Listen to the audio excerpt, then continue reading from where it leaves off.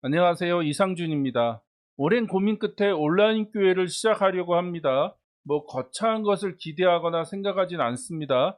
사실 코로나 팬데믹 이전부터 건물이나 목회자 중심의 교회에서 벗어나 사람과 관계 중심의 가정교회를 꿈꾸고 있었고, 실제로 11년 전에 제주도에서 그런 가정교회를 개척해 보았습니다.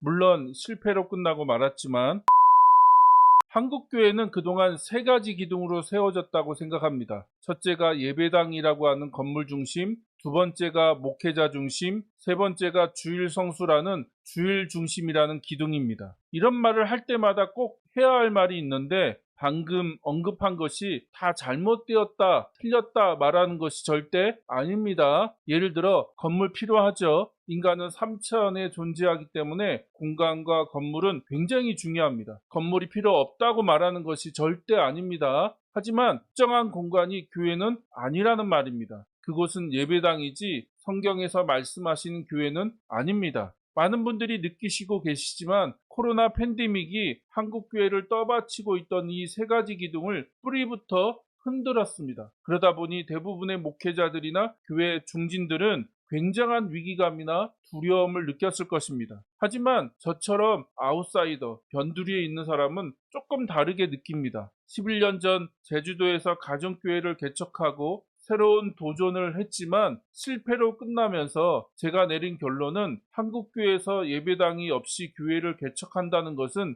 계란으로 바위치기라는 그런 결론을 내렸습니다. 무슨 말이냐? 특별한 날에 특별한 장소에 모여서 목사라고 불리는 특별한 사람들이 인도하는 예배에 참석하는 것이 신앙생활의 거의 대부분이라고 생각하는 그런 세계관을 가진 사람들의 그 사고를 바꾸기가 쉽지 않더라는 말입니다. 그런데 놀랍게도 코로나 팬데믹을 경험하면서 그 바위에 균열이 생기기 시작했습니다. 전혀 깨지지 않을 것 같았던 커다란 바위가 뿌리부터 흔들리기 시작했고 여러 곳이 갈라지면서 균열이 생겼습니다. 이것이 어느 분에게는 커다란 위기로 느껴졌겠지만 반대로 어떤 사람에게는 새로운 기회가 될 수 있다고 생각합니다. 특히 건물을 교회라고 부르며 눈에 보이는 건물의 크기나 규모로 많은 것들을 판단하는 건물 중심의 세계관 안에 있는 사람들, 이런 건물 중심의 세계관 안에서 교회를 개척하는 것은 수억 원을 들여서 목이 좋은 곳에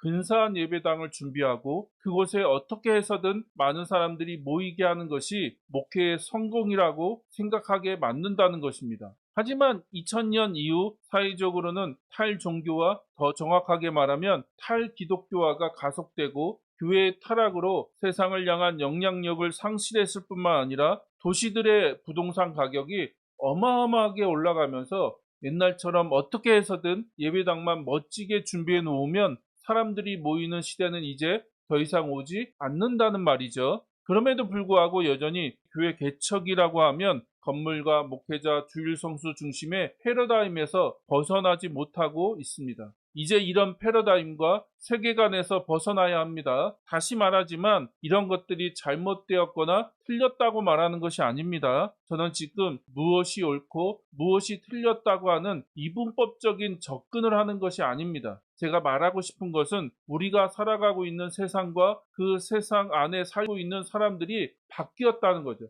바뀌어도 너무 많이 바뀌었다는 것입니다.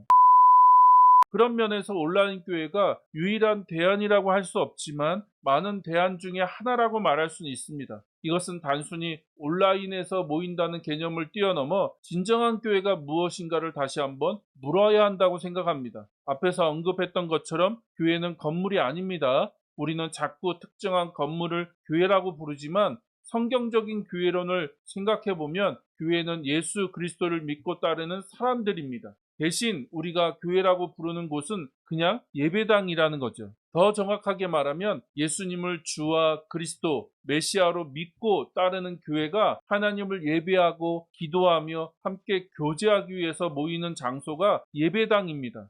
문제는 오늘날 거의 모든 교단에서 교회의 존재 유무를 따질 때 사람들에게 두지 않고 특정한 건물의 존재 유무에 두고 있다는 것입니다. 그러다 보니 신학적으로 앞뒤가 맞지 않는 일들이 계속해서 일어나고 있습니다. 예를 들어 제가 지금 섬기고 있는 교회를 보면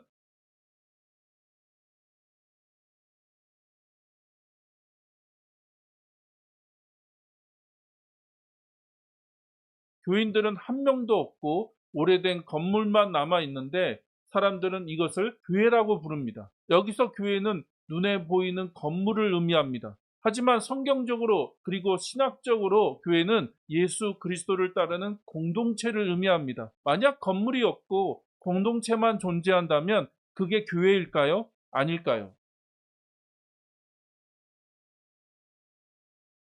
교단적으로 보면 그것은 교회로 등록되지 않습니다. 교단 안에서 교회로 존재하려면 물리적인 공간이 필수적으로 있어야 하고 그것을 교회라고 부릅니다.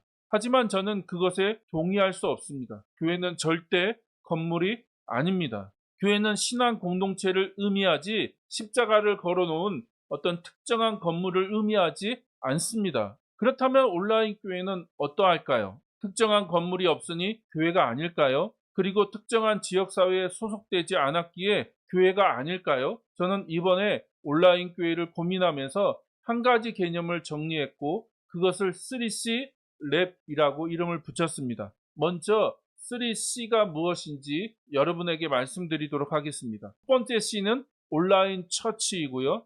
두 번째 C는 하우스 처치, 그러니까 가정교회이며 세 번째 C는 처치 플래팅, 그러니까 교회 개척입니다. 그 다음 랩은 실험실을 의미하는 약자입니다. 여기서 실험실이라고 한 것은 한국 사회 안에서 온라인 교회와 가정교회 그리고 교회 개척을 실험해 본다는 의미입니다.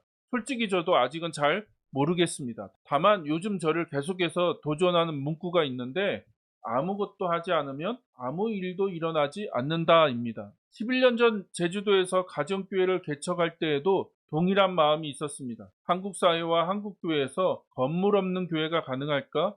가정교회로 교회 개척이 가능할까? 고민을 많이 해봤는데 고민만 하지 말고 직접 실험해보자는 마음이 있었습니다. 동일하게 온라인 교회도 고민만 하지 말고 직접 실험해보려고 합니다. 어떻게 온라인 교회가 가능할지, 온라인 교회와 가정교회가 어떻게 연결될 수 있을지, 더불어 온라인 교회와 가정교회로 교회 개척이 가능할지 맨날 책상 앞에서 고민만 하지 말고 제가 직접 실험해 보겠습니다. 온라인 교회 이름은 보금자리 교회입니다. 관심 있는 분들은 구독을 눌러주시고 댓글을 남겨주시기를 부탁드리겠습니다. 앞으로 자세한 방향과 소식 영상은 이 채널을 통해서 나누도록 하겠습니다. 감사합니다. 다음 영상을 통해서 다시 인사드리도록 하겠습니다.